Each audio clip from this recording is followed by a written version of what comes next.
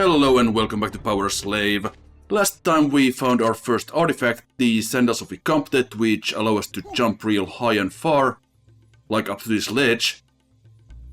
That takes us back to the camel if we want to go to a different level, but at the moment we can only go back to the Tomb of Ramses, so we're not gonna be bothering with any of that. Yeah, we still got stuff to go to explore here. Yeah, I also somehow managed not to mention it at all, but yeah, we picked up the M60 in the last level.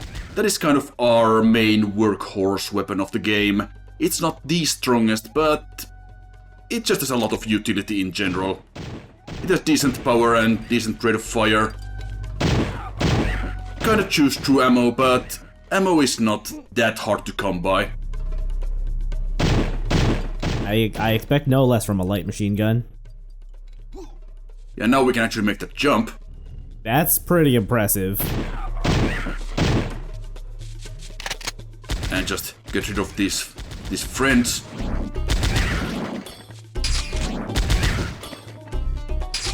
Probably could have just ignored them, but I just don't want to have them kinda bothering us, getting all up in our business, so let's see what's behind this door we couldn't access earlier.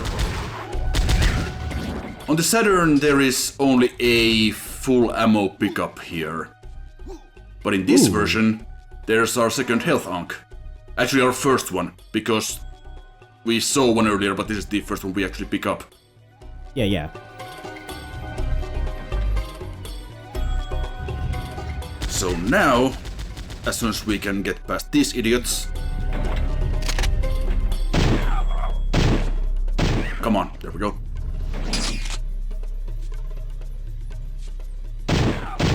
Yeah, we were here earlier, I just showed it off. And we had the high ledge that we couldn't climb. Well, now we can. Or rather, just jump up it. And we can see a couple of new paths.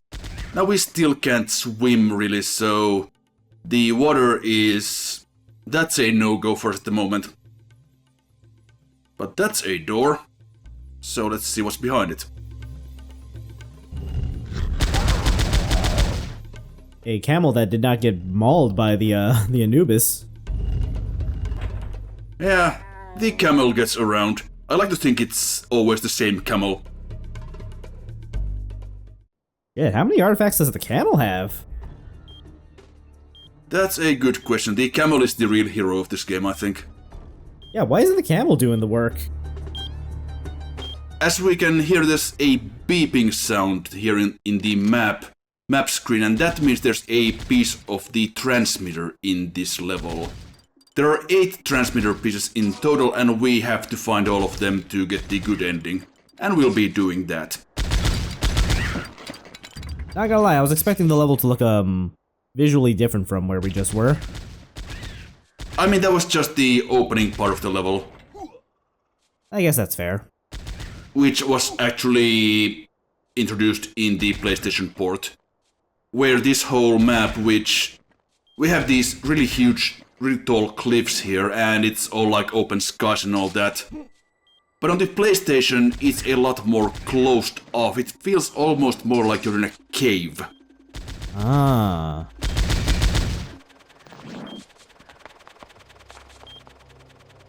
And we can also hear the beeping of the transmitter. It's actually on the other side of the wall behind us. Let me just get this checkpoint. Also, yeah, we can get up there if we jump from a higher ledge, but that just takes us to the locked door that we need a key for. The key we are currently looking at. Can we jump on any pots to give ourselves a little bit of height? Jumping on pots is generally not very... It's not ideal because the physics on that is kinda jank. I imagine them being billboarded sprites does not help with that. Yeah, generally you just want to shoot all the pots if you want some extra room. Also, yeah, we just saw a couple of flying idiots. Those are the Omun wasps, I think they're called. We'll get a better look at them soon enough. They are really annoying little bastards. Speaking of the pots being billboarded sprites, being weird. Like, looking at them from up above is very strange. Don't worry about it. They're like doing the Michael Jackson lean. Got the symbol of time there, and we also got a glimpse of the next key that we can't get from this side. But what we can get is down here. Flip the switch. Didn't need to jump back to that, but guess this one a day. Better look at the door. Then flip that to stop the fireballs. And that is our first transmitter piece. Alright. 3 to go? 7 to go. Oh, okay. I just assumed the laptop was one piece, I suppose. Yeah, I thought I said there were 8. Oh. I might have missed that. Well, anyway, we got that now, and I will say that those little platforming bits are quite a bit more stressful on the Saturn.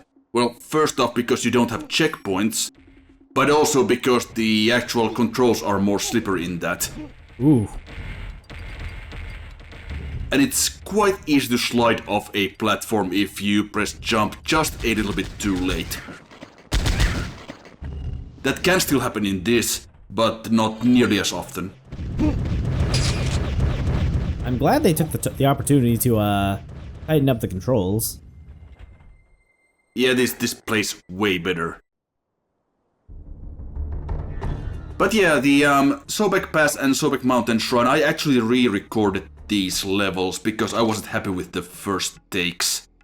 Especially in this level because I did basically everything wrong. So this is a lot more... This goes a lot smoother, I would say. That will not become a habit. I will not be like practicing all of these levels immediately beforehand. Or like doing retakes. The later levels do get a lot more complex and there's gonna be a lot more wandering around. Oh, hello. Guy kinda jumped down from one of the bridges. You know, as they do. Yeah, I don't actually need to go down here at the moment because there's only a locked door. Actually, at this point I'm like, should I even go down there? Just go forward, but then I'm like, might as well show it. If nothing else, we're clearing out enemies for later. Yeah, that's true. But yeah, we need the war key for this. Yeah, collecting keys is of course a big part of the game because this is a 90s FPS after all. Yes. As I think I was trying to say earlier, but kinda got distracted. Now there is a PC version that was released in the 90s. The game actually started development on PC.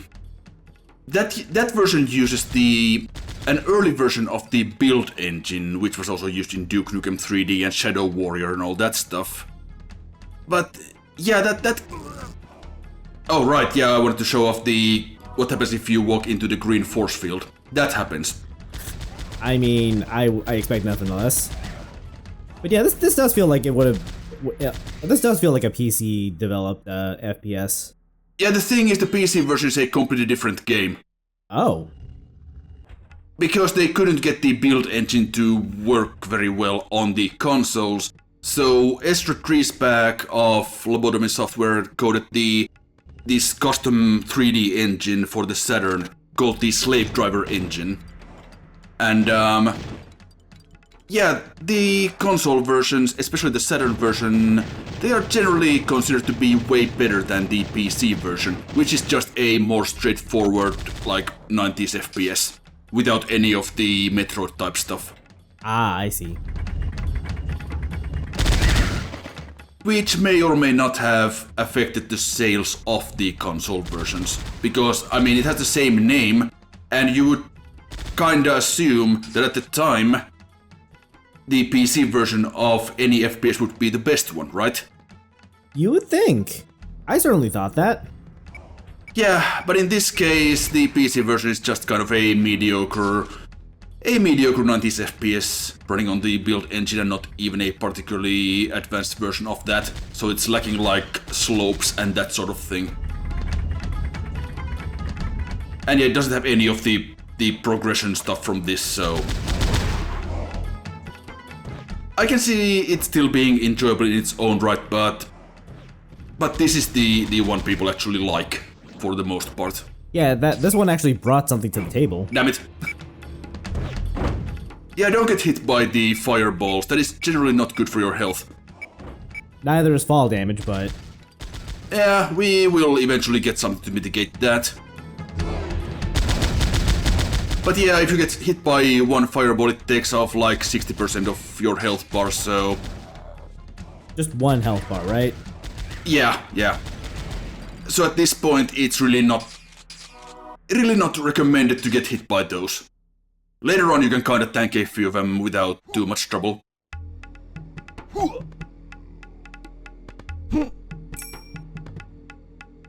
Got some exploded jars here, so blow them up from here to avoid the splash damage. Do those explode when you get close to them, or? You just blow them up when you shoot them or when the enemies shoot them. I see. Will enemies go out of their way to shoot them? No, but they can hit them. They can also hit each other if they are getting in each other's line of fire. Oh, that's kind of funny. There's not like infighting like in Doom, but they can take each other out. Yeah, that little hallway looks like a good place to preemptively shoot those exploding jars.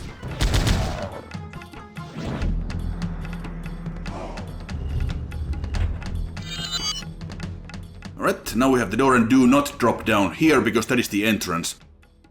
Drop down here because this is the other side. And where we actually want to go to get the Sobek mask. I kinda wish it was just the crocodile hat from Metal Gear. Sobek, of course, being depicted as a crocodile. But yeah, now we can actually swim underwater. We do still use oxygen, but we don't like die in 5 seconds. Okay, so really we picked up an oxygen tank. Right. And there's the exit.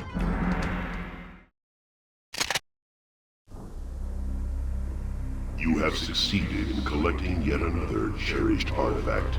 Your heroic skills have kept you from joining the kingdom of the dead. Travel south now through Karnak and cross the Great Nile River. There you will find a strong weapon that will break through the stone of a weak wall.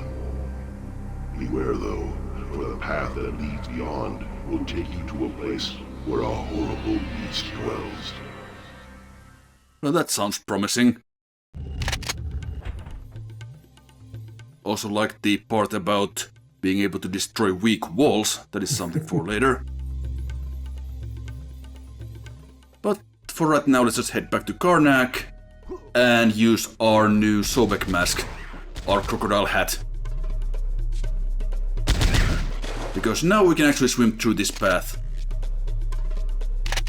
Now we can actually swim on the surface for this first bit. We didn't actually need to dive yet. It doesn't really matter.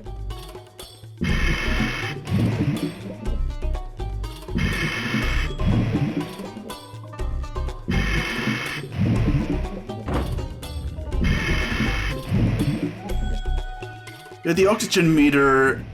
Oh, hold on. We got some giant piranhas, which... I don't think there are piranhas in Egypt. But, you know, never mind. The aliens brought them? Sure. And while fighting these Anubises, I actually picked up the health ankh we saw earlier through that window. And now we have a shortcut to the other side.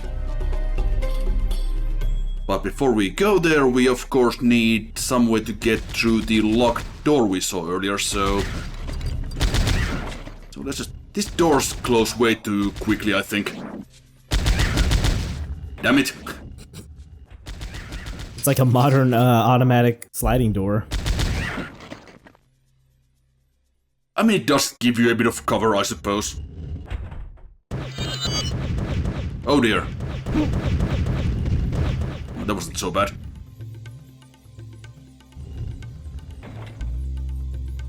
Alright, and you remember this door. Yes, yes. So now we can actually open the door at the end of the path.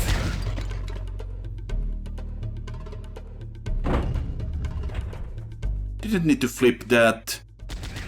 We are at full health, but I did at least get some ammo out of it, so that's fine. Oh my.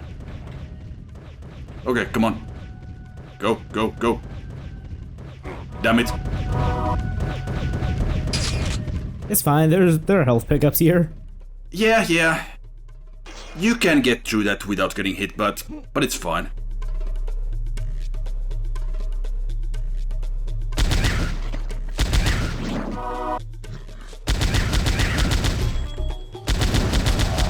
I'm surprised neither of those hit me.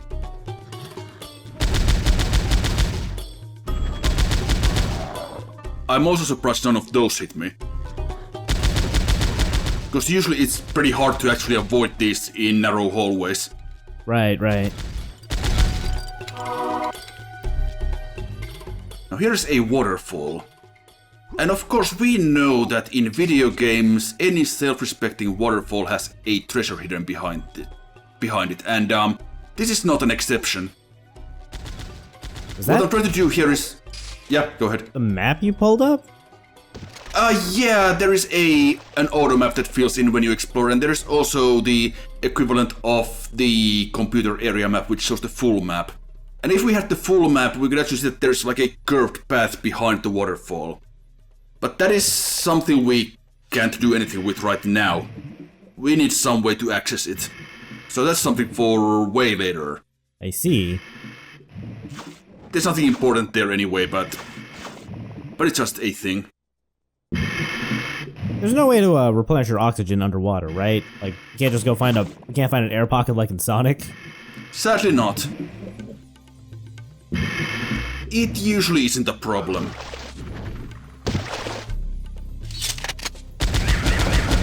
Damn it.